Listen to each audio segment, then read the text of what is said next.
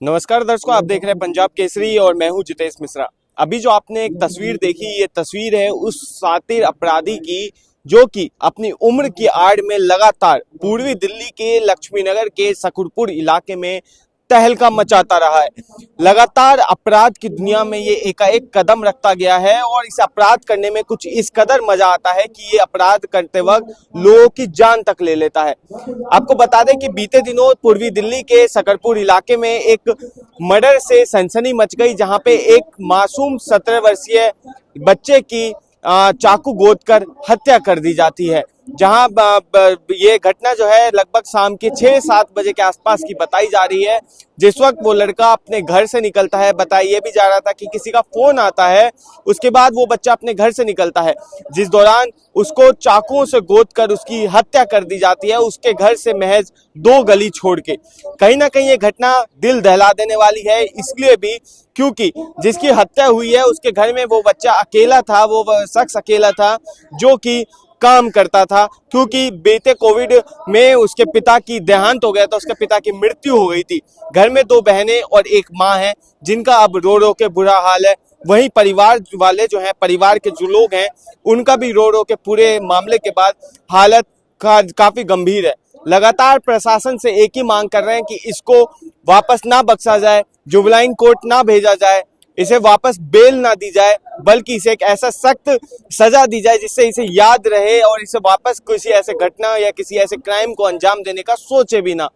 कहीं ना कहीं लक्ष्मीनगर के इलाके में जब रविवार को एक घटना होती है, सोमवार को पोस्टमार्टम करने के बाद पुलिस जो है सब परिजनों को वापस कर देती है अंतिम संस्कार के लिए। पर परिजन जो है वो भी लक्ष्मीनगर के विकास मार्ग पर इकट्ठा हो जाते हैं और सड़कों को जाम करते हैं, जिसके बाद अब कहीं ना कहीं जो है पुलिस के द्वारा आश्वासन दिया गया है कि जल्द इस मामले में कार्रवाई की जाएगी।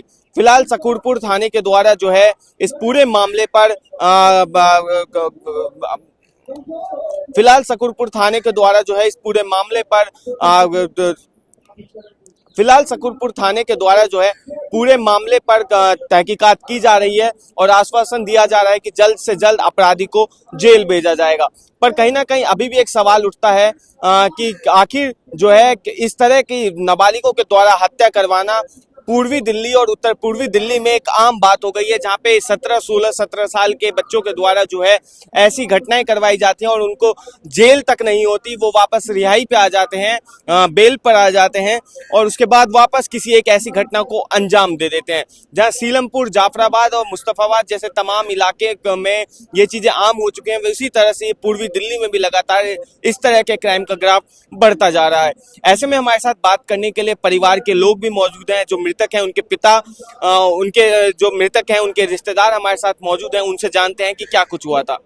बहरहाल ये थे मेरे साथ मृतक के परिजन, जिनका रो रो के बुरा हाल है और उन्होंने साफ तौर से एक न्याय की मांग कर रहे हैं फिलहाल सरकार से, पुलिस प्रशासन से। सर, आपका नाम और क्या हुआ था रविवार को? मेरा नाम मान सिंह है और रविवार को शाम को मेरा छोटा भाई, जो कि अभी 2 महीने पहले ही एक्सपायर हुआ है, उनका बेटा बाहर मार्केट में गया था और उनके ऊपर छुरों से हमला करके उनका कत्ल कर दिया गया। जी, बताया ये जा रहा है कि जिसके द्वारा ये अपराध किया गया है वो पहले भी कई अपराध के मामलों में अंदर जा चुका है। वो पेशेवर अपराधी है। अभी उसने पिछले साल भी 2024 में खुलेआम मार्केट में राम समोसे वाले की दुकान है, उसी के सामने अपने ही साथी की हत्या कर दी थी।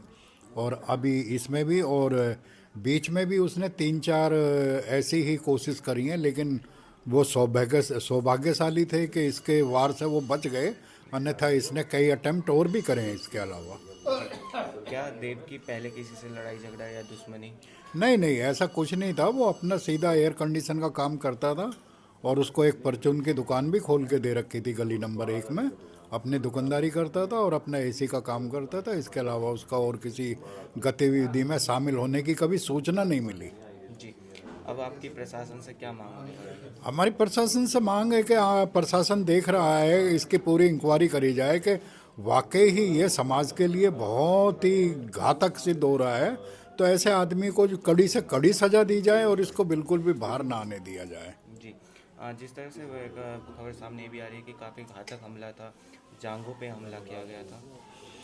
उसने 3-4 वार जो है पूरे एकदम लगातार जांग के ऊपर करे हैं, जिससे ऐसा लगता है कि हमारे मोनू की कोई ब्लड की नस कट गई थी, जिससे कि खून का प्रवाह रुक नहीं सका और ज़्यादा खून बहने की वजह से ही उसकी मौत हो गई।